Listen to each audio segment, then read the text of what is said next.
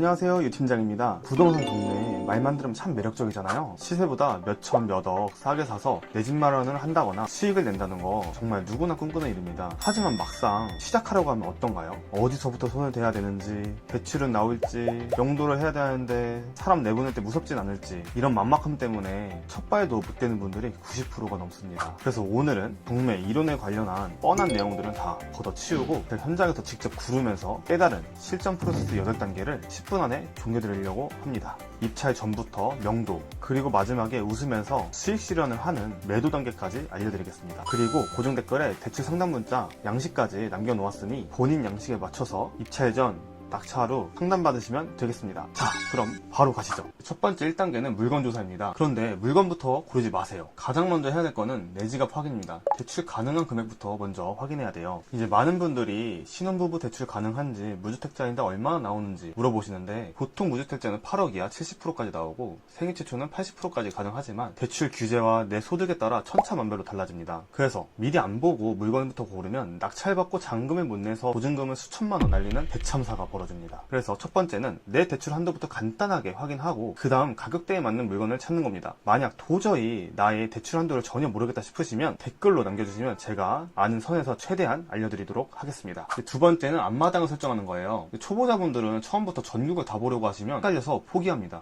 내가 20년 살았던 동네, 지금 전세 살고 있는 동네, 매일 출근하고 있는 동네에서만 진행하시면 됩니다. 이제 거기가 여러분의 앞마당입니다. 앞마당을 정해놔야 초보자분들은 임장 루트 만들기도 쉽고 해당 지역의 입지와 가격 분석이 어느 정도 돼 있으시니까 감이 잘 잡히실 거예요. 자, 앞마당도 설정을 했고 대출 한도도 확인을 했다면 이제 본격적으로 물건을 골라야겠죠. 두 번째 단계에서 가장 중요한 손품입니다. 손품이란 사이버 인장을 뜻해요. 많은 분들이 경매라고 하면은 일단 운동화 끈부터 묶고 밖에 나가시는데, 그러시면 고생하십니다. 경매는 이제 책상 앞에 앉아서 낙찰 확률이 높은 수익을 많이 낼 수 있는 물건을 사이버 인장을 통해 얼만큼 잘 뽑아내느냐에 따라서 더 효과적인 경매 수익률을 만들어낼 수 있습니다. 이제 방법은 정말 간단합니다. 경매 사이트를 켜고 나만의 필터를 설정하시면 돼요. 내가 감당할 수 있는 가격대, 평수, 물건 종류, 아파트, 빌라 여러 가지로 선택해주면 되겠습니다. 그리고 위치까지 딱 정해서 검색을 하는 겁니다. 이렇게 했을 때 물건들이 이렇게 쭉 나오잖아요.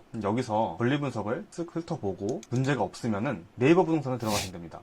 같은 평형대에 낮은 가격 쓴 매매가를 해놓으시고 경매의 최저가가 네이버의 호가보다 더 저렴하다, 확실히 싸다, 가격에 메리트가 있다 하면은 고민 말고 입찰 후보로 등록을 해놓으시는 겁니다. 이거 처음에는 조금 오래 걸리실 텐데 나중에는 오래 걸려도 뭐 1분, 2분 내에서 다 끝낼 수 있으십니다. 저는 보통 경매 입찰을 할 때 1시간 정도 손품 시간에 투자를 하는데요. 1시간이면 정말 많게는 50개 이상 후보군들을 만들 수 있을 겁니다. 그리고 손품은 최대한 많이 넓게 파는 게 유리합니다. 많이 봐야 좋은 물건을 골라내는 눈도 생기게 되거든요. 하지만 그 수많은 후보들을 다 보러 다닐 수는 없잖아요. 그래서 1시간 동안 골라낸 후 오늘 내가 반드시 임장 가야겠다, 알짜배기를 딱 3개만 추리세요. 하루 3개 정도 임장할 수 있으니 현장에서 꼼꼼히 분석하기에 가장 좋아 보이는 물건 3개 정도 골라주시면 됩니다. 집에서 손가락 안 움직이면 밖에서 발바닥만 고생하고 수익은 또 안 나게 돼요. 오늘 알려드린 대로 딱 1시간만 투자해서 최고의 후보 3개를 골라보시고 현장을 나가시는 걸 추천드립니다. 자, 그러면 이제 최고의 후보 3개를 뽑았으니까 다음 발품 단계로 넘어가 보겠습니다. 이제 3단계는 임장, 발품이에요. 인터넷으로 보는 거와 저희가 손품으로 인터넷으로 봤잖아요. 인터넷으로 보는 거와 현장은 완전 하늘과 땅 차이입니다. 단지 분위기, 해당 경매 물건이 사람이 살고 있는지 없는지, 관리사무소에 가서 관리비가 얼마나 밀려있는지 더 정확하게 파악을 해주셔야 됩니다. 그리고 여기서 팁을 드리자면, 임장을 하실 때 부동산에서 정보를 알아내시는 게 중요하잖아요. 그럴 때는 매수자, 매도자, 경매자 상담으로 따로따로 다 물어보시는 걸 추천드려요. 그래야 매수자로 했을 때의 가격, 매도자로 했을 때의 가격, 또 경매자로 했을 때 가격 전부 다 다를 수가 있거든요. 그렇게 해서 종합적으로 더 정확한 입찰가를 산출해내실 수 있으십니다. 그리고 부동산 사장님께 잡혀가지고 너무 오랫동안 수다 떨면은 시간이 아까우니까 최대한 10분에서 15분 내에서 끝내주시는 거를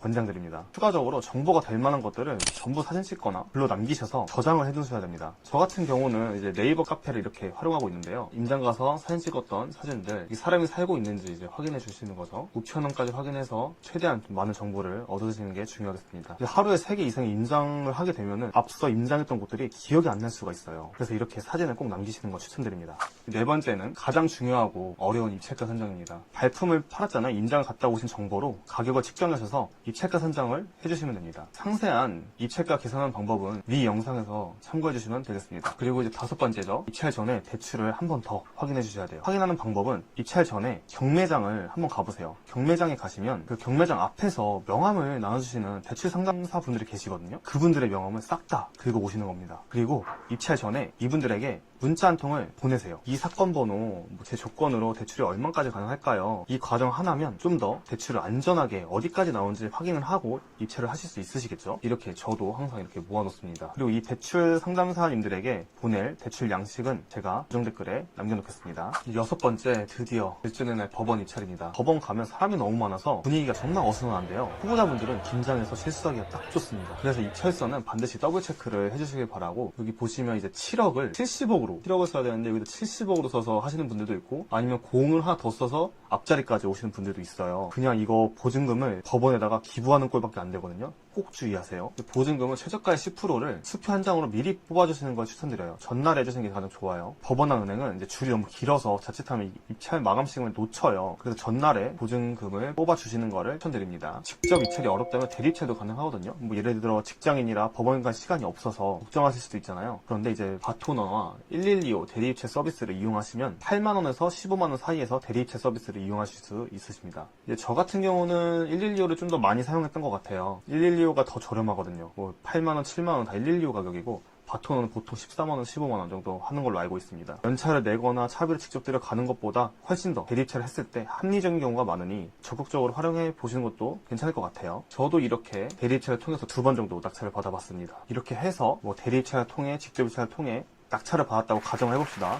축하드립니다. 낙찰 받으셨어요. 하지만 이제부터가 진짜 시작입니다. 낙찰 후 프로세스예요. 잔금은 보통 낙찰 받고 나서 한 달에서 한 달 반 정도 이후에 잔금을 내셔야 돼요. 그러기 위해서는 첫 번째로 대출 상담을 하셔야겠죠. 아까 모아둔 명함 리스트 있잖아요. 그걸로 다 연락하시는 거예요. 낙찰 받으시면은 상담사분들이 완전 더 적극적으로 변하시거든요. 그러면은 그 중에서 가장 좋은 조건으로 선택하셔서 빠르게 대출 자세를 쓰셔야 합니다. 이게 정책이 최근에는 수시로 변하니까 더 좋은 조건일 때 잡아두는 게 장땡이에요. 그리고 나서 자서를 쓰시고 더 좋은 조건에 대출이 나왔다 하면은 자서는 그냥 자서일 뿐이니까 또 다른 데 가서 더 좋은 대출 상품을 받으시면 되겠습니다.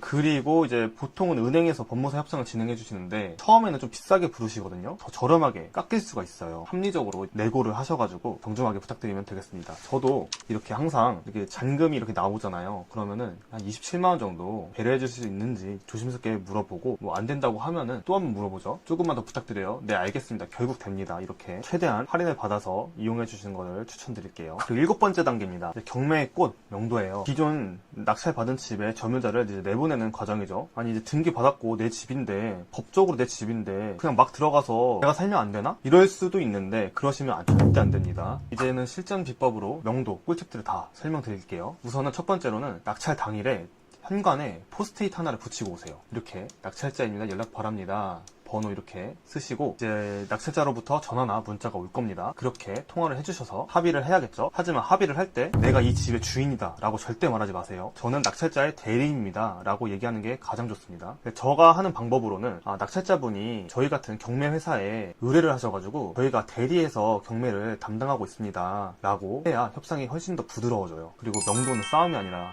협상입니다. 그리고 이제 명도는 평균적으로 낙찰 후 한 3개월에서 6개월 정도 걸려요. 너무 조급해하지 않는 것도 실력일 수 있기 때문에 너무 이 사람이 안 나간다고 해서 스트레스 받지 마시고, 뭐 최후의 카드는 이제 강제집행이라는 카드도 있기 때문에 결국 저희 손아귀에 있는 거예요. 그렇게 생각을 해주시고 최대한 저렴하게 이 사람을 내보내는 것에 초점을 맞추시면 되겠습니다. 사비 같은 경우는 절대 먼저 말하지 마세요. 상대가 이 사비에 대해서 모를 수도 있거든요. 이 사람도 경매를 뭐 매번 당하는 게 아니라 대부분 처음 당했을 거 아니에요, 경매를. 그래서 이 사람도 정확하게 그 프로세스에 대해서 모를 수도 있어요. 그래서 이 사비는 절대로 먼저 말하지 마시고 상대방이 요구를 할 때 그때 이제 이 사비에 협의를 하시면 되겠습니다. 이 사비는 절대로 많이 주시지 마시고 항상 강제집행 비용과 비교를 해서 어떤 게 더 편할지, 어떤 게 더 저렴할지 이렇게 비교를 해주시고 협상을 진행해 주시면 돼요.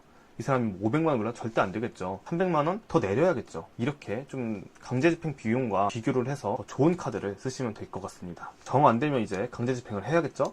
강제품 비용은 33평 기준에 500만원 정도 평균을 하거든요. 그 안에서 이사비를 수상을 해주시면 되시고, 강제집행은 최후의 보루다 라고 생각을 해주시면 되겠습니다. 이제 이 사진을 보면 이분이 점유하고 있을 때 제가 가서 사진을 찍은 거예요. 여기 가서 이제 명도합의서 쓰고 사진 찍고 이랬는데, 명도는 되게 사람마다 복불복이지만 대부분은 다 이사비 받고 국정선에서 잘 끝나는 경우가 훨씬 더 많습니다. 너무 겁먹지 마세요. 이제 마지막 8단계 매도입니다. 매도는 최대한 빠르게 진행해주시는 게 가장 좋죠. 최대한 빠르게 진행해서 빨리 팔아서 또 그거를 또 경매로 돌려서 빠르게 이렇게 회전율을 높이는 게 경매 프로세스에서 가장 좋은데, 가장 최대한 빠르게 팔려고 하는 방법은 뭐냐, 그 지역에 있는 부동산 전체에다가 이제 물건을 등록하는 겁니다. 그러면서 가장 핵심지에 있는, 그 단지 내 핵심지에 있는 부동산은 3곳에서 4곳 정도는 바카스나 따뜻한 커피 한 개씩 들고 가셔서 직접 방문하세요. 선물이나고 드리면서 잘 좀 팔아주세요 이렇게 하면은 시장님들이 더 기억에 남으시겠죠. 그렇게 되면 이제 매도자 우위로 좀 더 좋은 가격에 더 빨리 팔 수 있게 됩니다. 실제로 저도 매번